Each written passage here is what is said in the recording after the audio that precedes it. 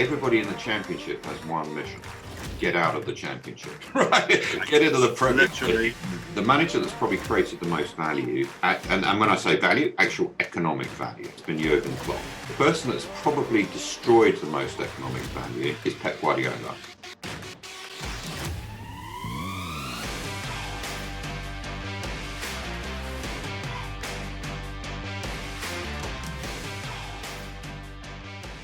Good evening, everybody.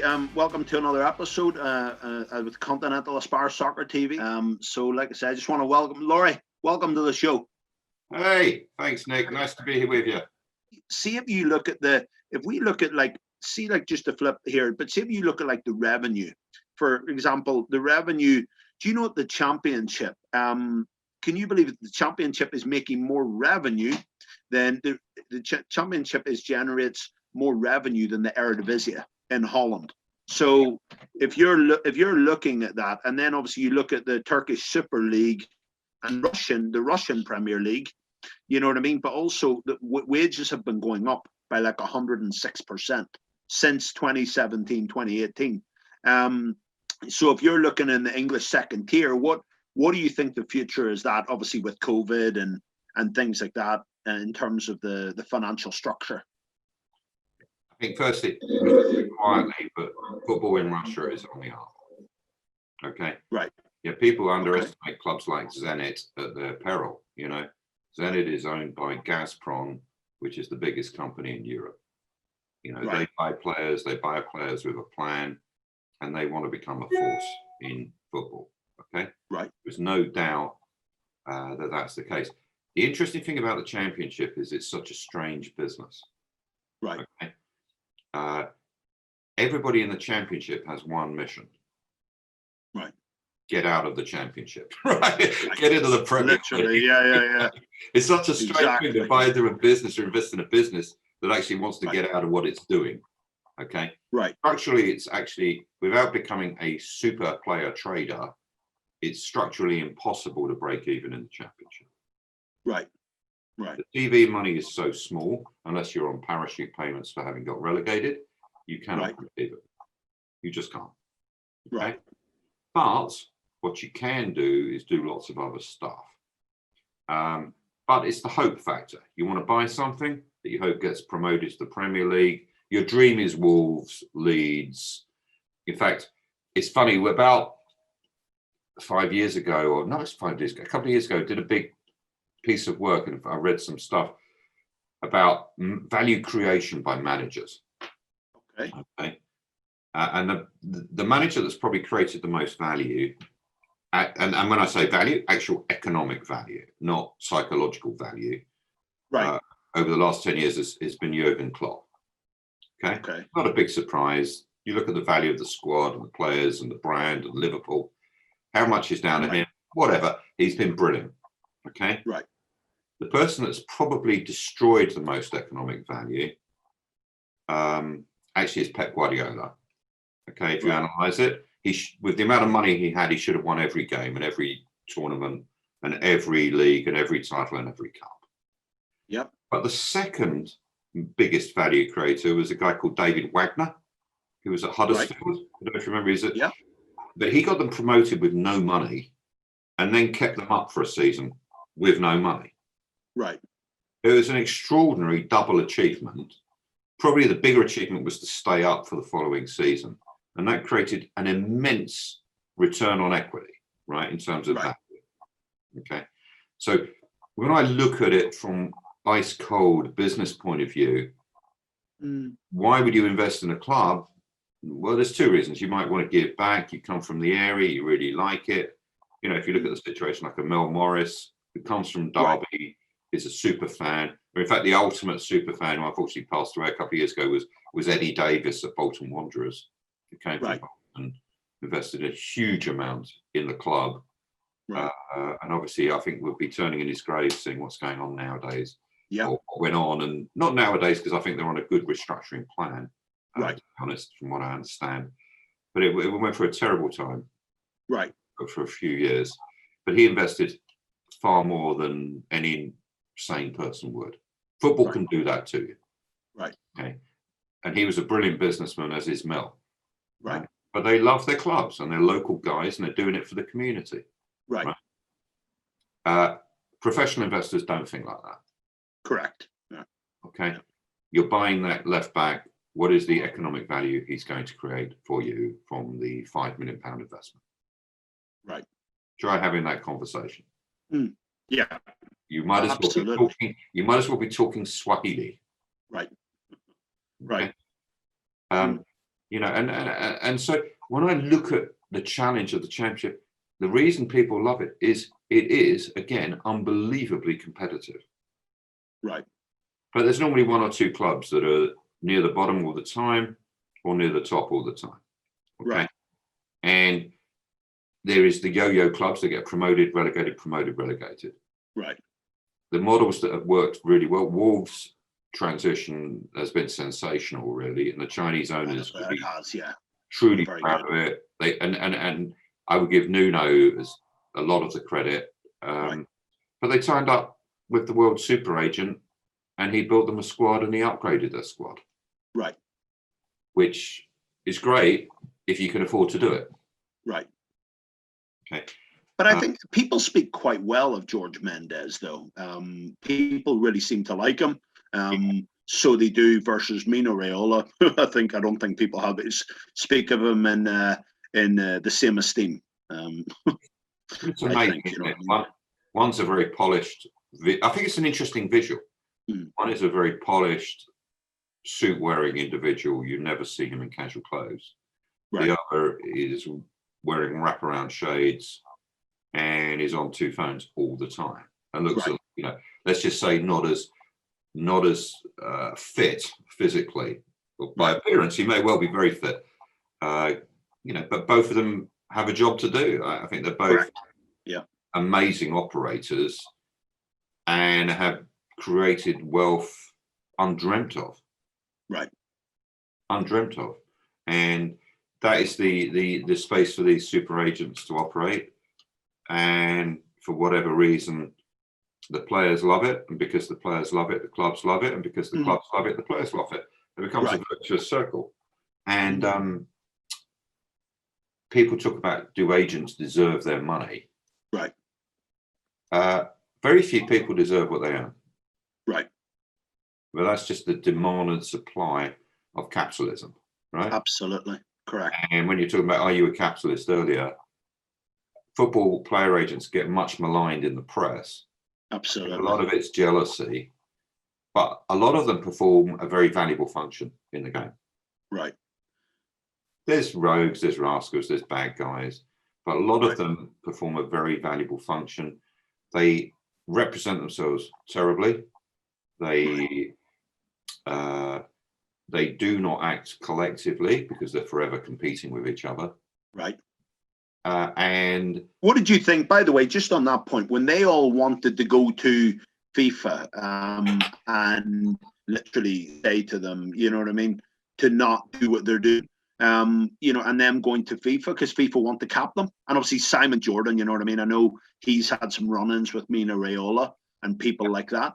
I mean, you think of in terms of that whole kind of, you know what I mean, Jonathan and all these guys, Jonathan Barnett, Mino Raiola, all these guys teaming up to kind of take on FIFA in a legal sense. Yeah, it's a good question. If you ask anybody in the world that does any other job, we're going to tell you how much is the maximum you can earn. Right. You would say that sounds like Stalinist Russia. Okay. Right. Yeah, it's communism. Yeah, absolutely. If you're a club and you don't want to pay Raiola or Barnett or Pini Zavani or any of these guys, right? Don't. Right. Don't buy the player. Don't do the transaction. You don't have to do it. No one's. But you know what's interesting? Like I hear Gary Neville. Gary Neville was having a go at agents. He's always having a go at agents. Gary Neville on Sky Sports, but yet he called his club Salford called Stella when they wanted help, and the way they were recycling players too quick. And I don't think Gary Neville, in my opinion, I don't think he's as good a capitalist as people make out.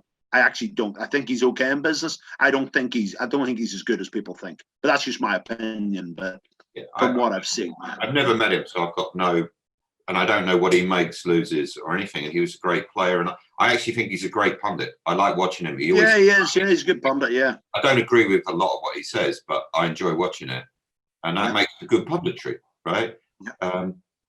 But agents do fulfil a function. If clubs didn't want to do it, they should say, "Done." Right. And if players didn't want to pay them, don't sign a contract. You're free to move every 2 years. You don't like it, move on. You don't want to do it, move on. Get your digital representation right. Get your player representation right. I watched that Simon Jordan interview. I thought, well done to both of them for having it off. Simon, he does make you laugh. But I find him very hit and miss. Sometimes he's absolutely bullseye. And the other times you can see he's just saying it to wind people up. Right? Yeah, I think so. Yeah, he's very good at that. Yeah. He knows the industry very, very well. And what I would say is, I think it's changed a lot since when he owned a club. Right. The money involved is so much bigger. The direct correlation of wages to television money is very, very high. And the money in English football has doubled. Right. So the amount that agents earn should double. Right. It just goes in what is just in a pure geometric progression, right? What will happen in practice is the big players have got bigger. These big deals are huge numbers.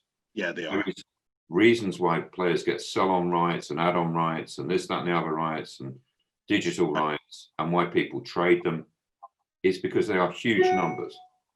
Right. Post COVID, let's see what happens, right? The big Spanish, go on ahead. The big Spanish clubs are in restructuring mode. When I read stories about Barcelona's going to go bankrupt, it just makes me smile, right? They're not going bankrupt. They're going to be okay. They're going to struggle through. But if they'd sold Messi, it would have been absolutely fine.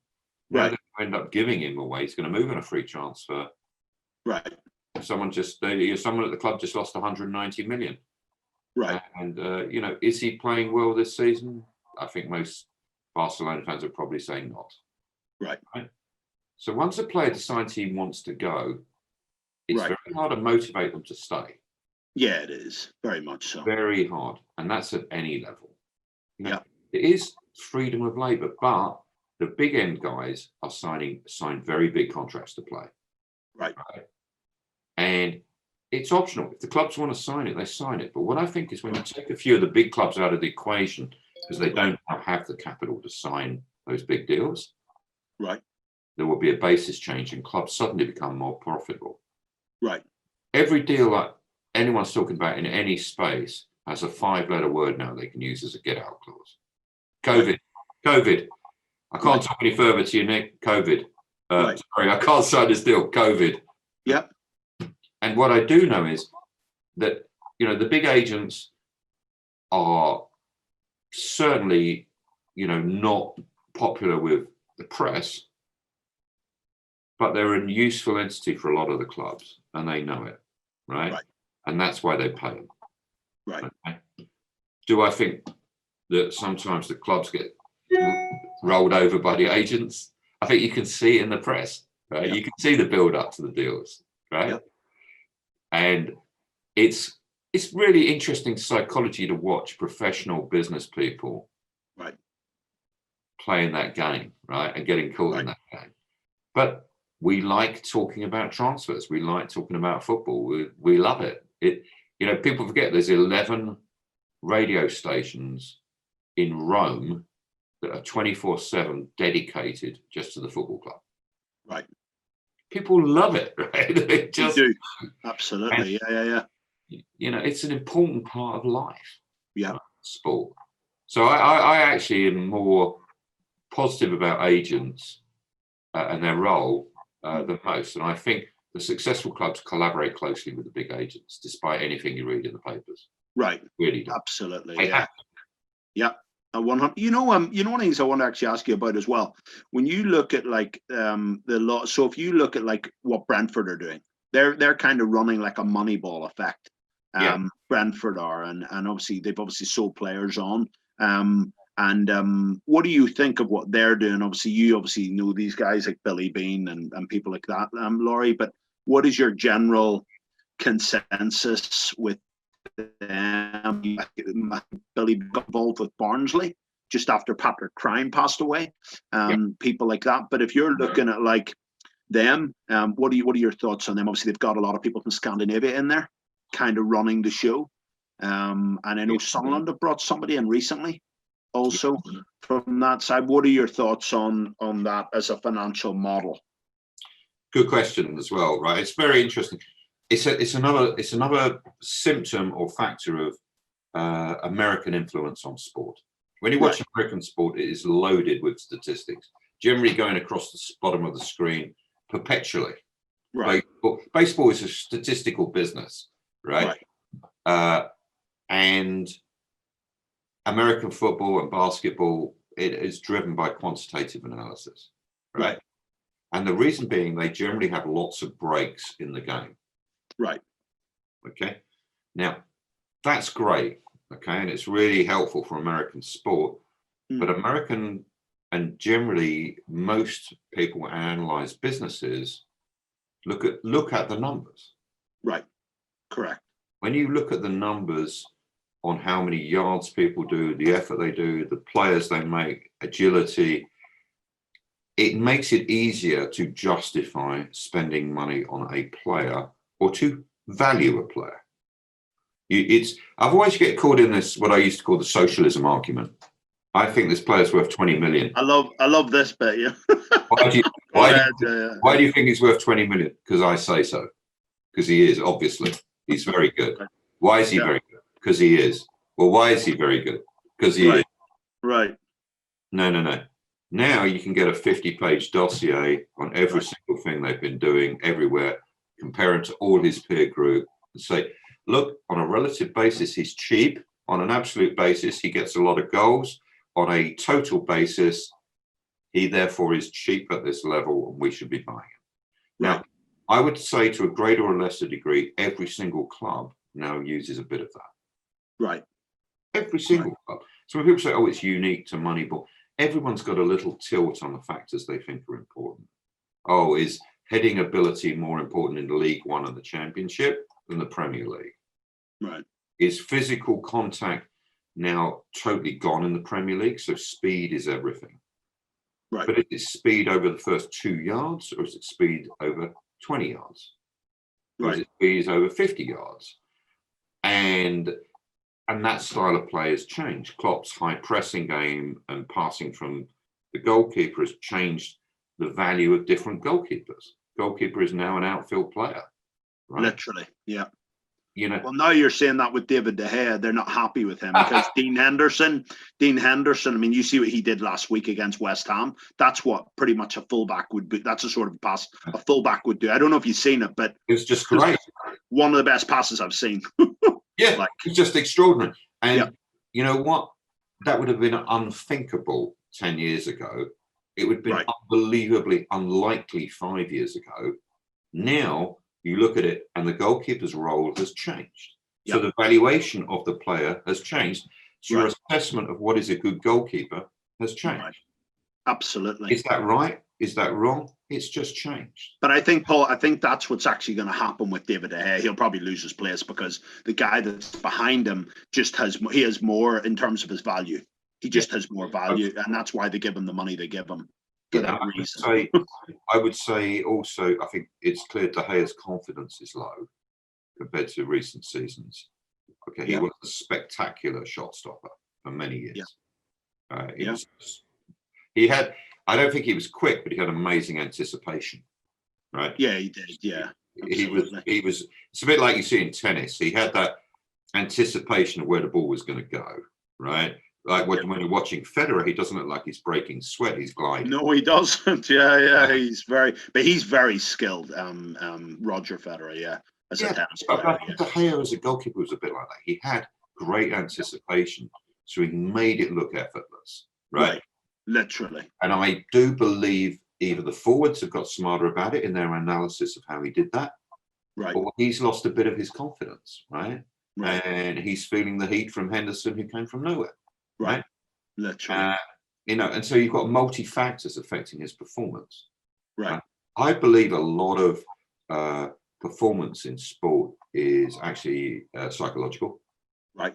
It's like top level golf. They've all got the same shots. They can all do long putts. They could all hit the ball a long way. Yep. Who can close out on the big moments, the clutch moments, as they call it in American sport. And it's fascinating to watch it. So when you say about Brentford has a strong management team at the top of their business. Cliff, Crown, smart, seasoned, tough guy. Nitty, super smart business operator. Matt Behrman understands sport. The odds on sport is a super quant, right? They had a plan to relocate the stadium, did a great job, built a great stadium. They did, yeah, it's fantastic. Yeah, it's very good. Their way of trading players was great. They were one goal away from being in the Premier League. Right? Yeah, they were. They were very unlucky, I thought. Yeah, they were desperately unlucky. So do you think, in your experience, Laurie, from moving from where you did into like sport, being involved in sporting acquisitions, would you say that that's definitely, if you look at like on the continent, what is the future for kind of the Eredivisie, the Bundesliga? You were talking about the equity and what it's going to be worth. What do you think is going to happen to it kind of going forward? You know what I mean? What do you think, what's the future looking like? Do you think for you, post development of young players and things like that? The future of Dutch football or the future of like? Yeah, both, I would say, because if you think about Belgium, Germany, and Holland, what do you think the future's looking like there for them? Obviously, they're socialist countries, so they're Belgium has always had a fantastic national team because of their visa rules. Right. Okay. They are a player trading, club owning nation. Right. The clubs are built to feed other clubs, so therefore to get citizenship meant that you could move to the bigger leagues. Holland has traditionally been a player breeding ground. There wasn't many Dutch players that are world class that stay in Holland after 21. Okay. Very few. The first traffic they went to was Italy. Remember with Hullet and Van Basten and total football, right? Yeah. But wasn't that spectacular watching the Ajax guys playing at Spurs last year or the year before? They all, Spurs played ridiculously well to win those games. They just 3 chances, 3 goals. But the Ajax team was like about average age about 16. You know what I mean? It's like, and they were super fast. And the captain was 19. That was Matthias de Ligt. Yeah, but you follow what I mean. They've got a very different approach to, I think, most other European places, the top of Dutch football, and it is exciting, and it's tactically very smart. I think the coaches that come out of Holland have historically been extremely good. They have, very much so. And I have to say, I love watching Dutch football against European football. It's always very interesting style-wise. Right. But I think it's always been exciting watching Ajax. Yeah, it has. I know when they came over for the big games of Feyenoord, it was generally pretty ridiculous. And Ronald Koeman, do you remember? With the big free kicks. Yeah, he was good. He was very good. I mean, he was a tough guy as well. Yeah, he is. I actually know one of the boys I know quite well. He's playing for FC Eindhoven. He plays with his son, so he does. His son. Funnily enough, have fun. What things I was going to say. So see Benfica, and this is some stats, Laurie, and just to kind of get your opinion. So Benfica made €1 billion in 16 years from trading players, right? Yeah. And obviously they focus a lot on South American, and then it's reselling. How reliable is that? You look at Glasgow Celtic; they've done the same thing. Yeah. What do you think about that as a model in the continent versus England? What do you think the difference is? What do you think is a better kind of sell on point? Well, the Benfica thing is unique because of obviously Portuguese, Brazil, the flow. Porto and Sporting have also not done too badly. Right. And it's just been an amazing machine of talent production from Latin America. Right.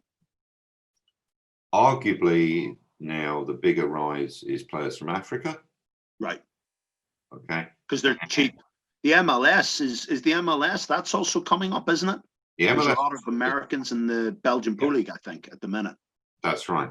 And the rise of the MLS has happened a lot in the last few years. But I think the Benfica miracle, as it's kind of looked at, has been one of a kind. Right? I think it's been a large function of the Portuguese agency system as well, which has helped manufacture a lot of that trade on stuff. And I think there's always been a perception that Brazilian and Argentinian players have unique skills. Right. You know, whether it's Maradona and all the way on, right? Right. And some of that is possibly true, right? And there is a lot of Brazilian players now in European clubs and in Chinese clubs. Right. But the rise of more talent and better talent from Africa is undeniable and unstoppable. Right. Absolutely. And rightly so. And why not? I think that's what Salzburg are doing in Austria. That's their biggest market. I know Eupen, they're doing a lot of stuff with Aspar in Qatar. They're doing a lot of stuff with them. I saw them at the Milk Cup play Man United, and it was in 2011, and they absolutely battered them. Although they did look actually slightly older, if I'm honest, but nonetheless, you know what I mean? That was kind of there. Also, if you look at like the Champions League participation in 2018, 2019, so I meant that Ajax had a turnover, so pretty much from it was like 100 million from the previous season, right? And they received at least 70 million in premiums just from international competition. Yep. Which I think is blown away. But then if you look at this, Belgium's top tier league reports combined club losses of 87 million in February 2020, right? But just 5 clubs, which was Club Brugge, Charleroi, STVV, AA Ghent, Wesleyan Bavarian, and then obviously profitable was Anderlecht, because they're like they're Belgium's biggest team. They had 25 million in losses, which I mean is that, you know, that's a lot of money for these leagues because they develop and sell. That's their model as a whole. So what do you think? Laura, do you think it's hard? So if you look at some of these stories, how people have to run these businesses. So if you think of football as a business, and then obviously, where do you think it's going? Because obviously, if you look at Benfica, most people will be listening to what we're talking about, and they'll say, okay, if a club is making 1 billion like Benfica, right? But if you look at that in a 16-year period, like that's quite a lot of money. I mean, if you look at Premier League clubs, what are they doing? I mean, I agree. Do you know what I mean? Is it how good of a business is it? How steady of a business is it? But it's a good question. Again, on the money, right? First, Benfica are just about, you know, they had a big problem this year not getting into the next stage of the European Cup. Right. That's going to hit their income quite heavily. Right. I think the challenge for a lot of these trading clubs is the big natural buyer clubs this year have all been preserving cash. Okay. Right. So historically, the big Spanish clubs were big buyers of players. Right. They've almost bought. I think Barcelona bought no players this summer. Right. Okay. Because they didn't really have the money. I don't think. So normally the feeder clubs want to sell on to the next bigger clubs, who sell on to the next bigger clubs. Right. If the people at the with top, good sell-ons and stuff, good sell-on clauses, things like that. If you look at the value of transactions this summer, it was down sharply on last year. Right. Okay. January is always a strange window for transfers, just because it's pretty on point specific. We're looking to fill in over long-term injuries, or we're buying goals. Right. Because I want to get promoted, or I want to avoid relegation. Right. There is no other reason to do it, or there's a new owner or a new manager who wants to sort of shuffle the pack. Right. So when you look at, I hate to do this, but I've got to be on something in about 2 minutes now, man. No, that's cool, man. We could talk all night. Yeah, no, man. It was good. It was good though, Laurie. We got to talk about everything that I was wanting to speak about and stuff, man. But no, man, we'll definitely. Yeah, we'll definitely. I'll need to get down there once everything kind of sorts itself out with the vaccine, and we can really, you know, we can meet up, man. That'd be really good, you know. My house, like I said, and I'll get this for you, man. Right. And then, like I say, we'll, you know, one sec. Yeah. So we'll definitely make it happen, you know, for sure. I look forward to it. Thanks so much for today. I've enjoyed it. right? No, man, that's good. That's what it's about, right? You know a lot of stuff. It's very interesting. It's interesting hearing you know a lot of stuff because, you know, although we look at the same things, you've got a different lens to me, right? Because of what you've done and what you do. And to be continued, my man.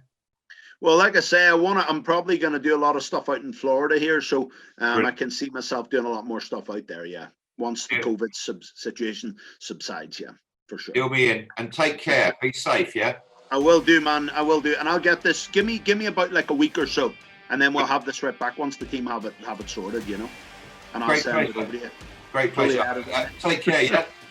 I will do, mate. Catch you there, bud. Catch you, mate.